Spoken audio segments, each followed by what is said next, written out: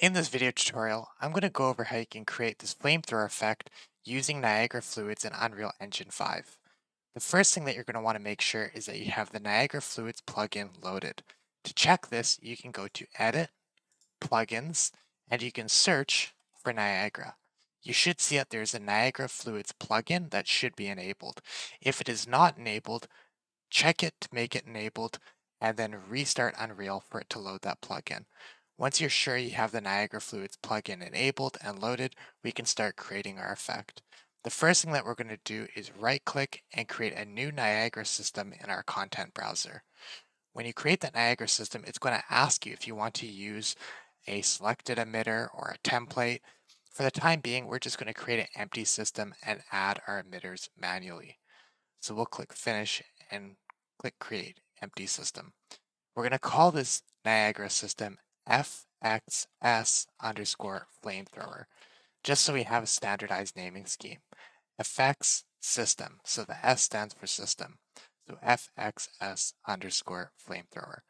Now we're going to open up our Niagara system and we'll be able to start creating our emitters. The first thing that we're going to want to do is create our fluid emitter. So we're going to right click and add a new emitter, and we're going to create a gas emitter, grid 3D gas emitter. To get to these emitters, you're going to want to go to parent emitters and uncheck library only. And if you scroll down, you'll notice there's a section called 3D gas, and you'll see a couple emitters here. And the one that we want to create in this case will be the grid 3D gas controls emitter. If we hover over that, it says this emitter is used to source gas simulation data from a particle emitter. So this emitter essentially will be able to connect to a particle emitter, and it will emit density and temperature from those particles. So this is what's going to create our fire and smoke. So we're going to create this emitter, the Grid 3D Gas Controls emitter. Now, we can't really do anything with this yet. We'll have to create our other emitter to emit that smoke or that density and temperature from.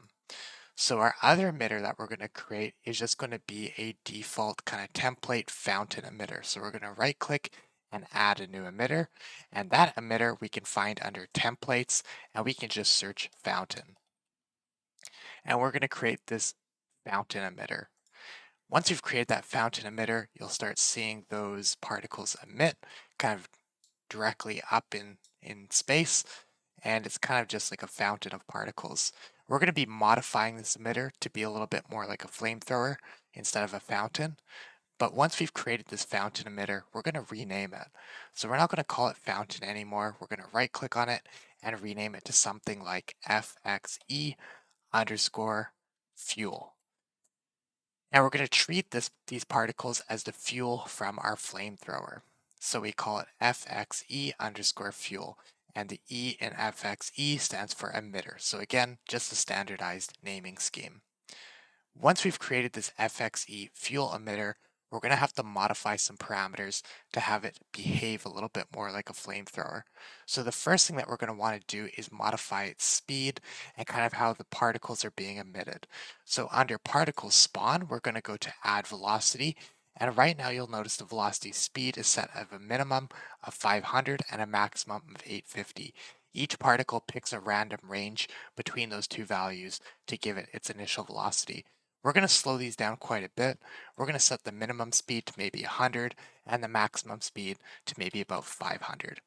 We'll also notice that it has a cone angle that's emitting from. So this velocity is added kind of in the shape of a cone, and it has an amount of degrees here that it's kind of pushing these particles in. So instead of having it 32 degrees, we're going to make it something more like 15, so it's a little bit more clamped and narrowed. Now, once we've done that, we also have the cone axis, which is what direction this velocity is being added in. And currently it's being added on the positive Z axis, which is up in Unreal. So we're going to change that to 0, and it's just going to start emitting the velocity and those particles kind of sideways. So now it's kind of more like a stream of water pouring sideways. Now, The reason why those particles are falling down is because of gravity. And even though gravity is something that is realistic to have and constantly affecting everything in the real world, in this case, it might make sense not to have it just so we get closer to our flamethrower effect for these particles.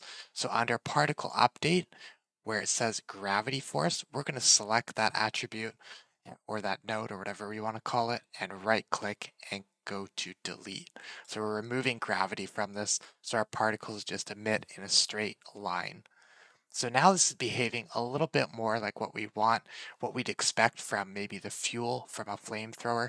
The only problem now is if we look at the source of the emission, it's still from a little bit of a large area, so we might want to adjust that as well. So under particle spawn, shape location, it's using a sphere to emit those particles. We're going to click on that shape location and you can see a sphere radius. If we put that radius to 100, it would emit the particles over a very large sphere. What we're going to do is put this down to a very low number, like 2, so we're emitting from a very small point.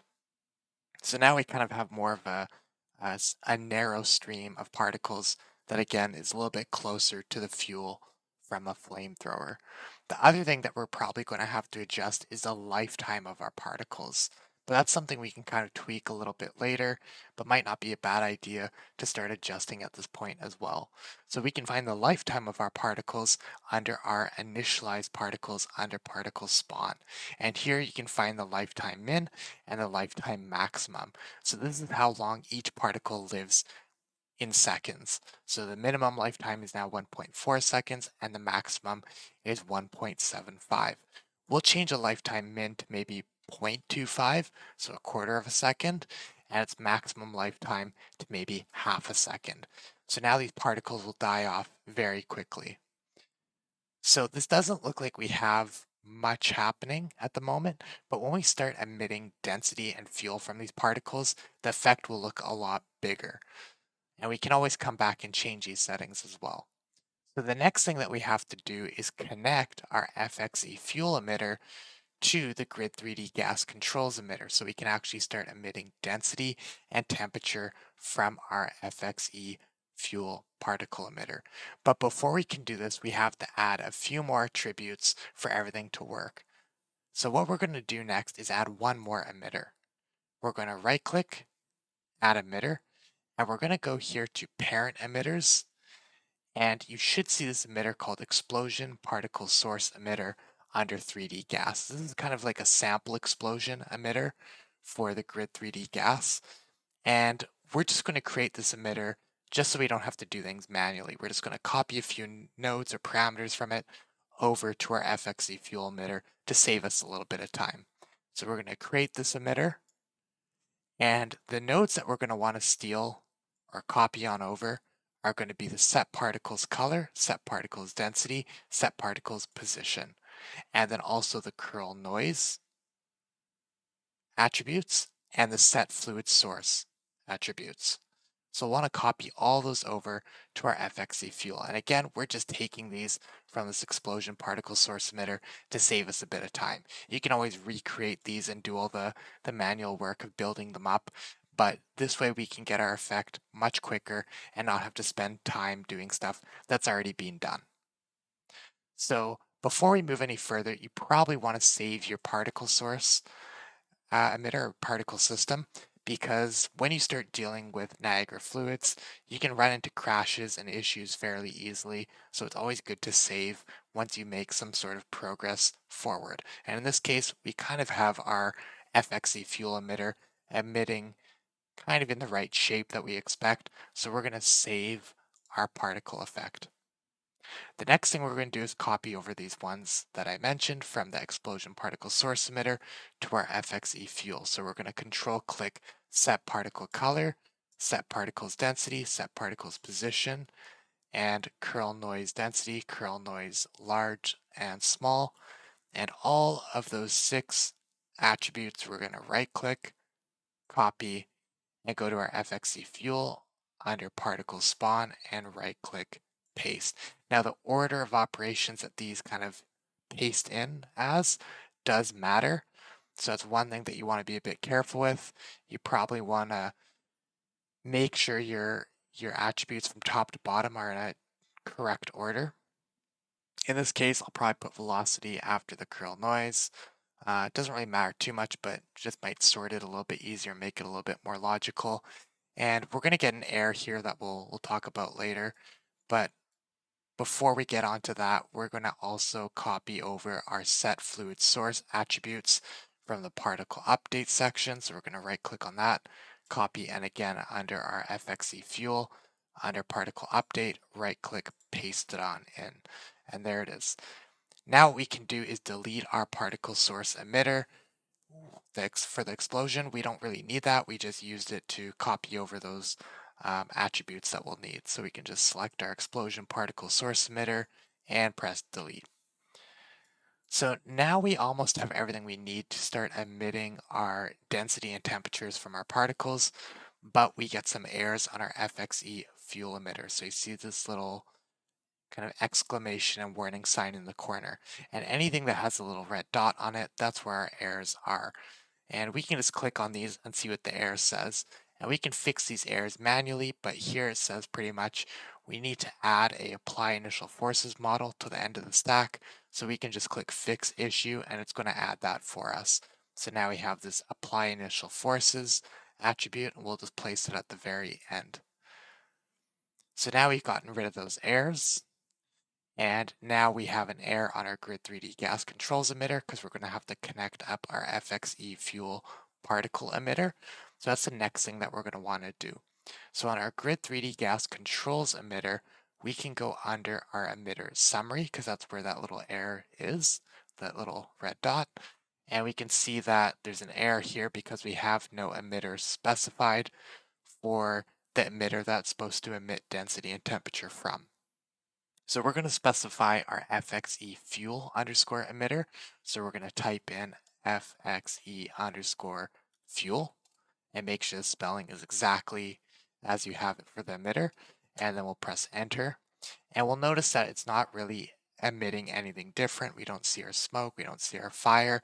And this is because our Grid 3D gas emitter is a GPU compute sim emitter. And our FXE fuel is right now set to CPU. So under FXE fuel, under properties, we see CPU here. We're going to go to sim target and change it from CPU to GPU compute sim so it will properly work with Niagara Fluids. And once we do that, we'll now start to see that we'll have fire and smoke emitted from our FXE fuel particles. So there it is. And we get an error or like a warning here, not really an error, but a warning saying this is a GPU emitter now for FXE fuel emitter, and that since it's a GPU emitter, we should have fixed bounds on, and currently we don't. So under properties, we're going to check on fixed bounds, and what this will do is to specify a bounding box, where if that bounding box is kind of out of the camera frame, it won't update or draw these particles or effects, but if it is, it will. So it's kind of just a bounds of the effect simulation. So we'll just turn that on and leave it at its default for now. We can always adjust that later. So again, now that we have this working, we see our fire and smoke being emitted. So our Grid 3D gas controls emitter, it's actually emitting smoke or density and temperature from our FXE fuel particles. But we probably don't want to see both these at the same time. Right now I see the FXE fuel particles, little spheres, and we see our smoke and fire. We probably don't want to see those little spheres being emitted, so under our FXE fuel, we're going to go down to where it says render, and for sprite render, we're going to turn that off so we just don't see those particles visible. Even though they'll still be there and they'll be emitting density and temperature from them from the Grid 3D gas emitter, we just won't display those particles for our FXE fuel. Now at this point we have things kind of working. Our fire doesn't really look like a flamethrower fire yet, so we're going to make a couple changes, but this is another good spot where you probably want to save your emitter just so if you do run into a crash or an issue that you already made some progress and can continue from there.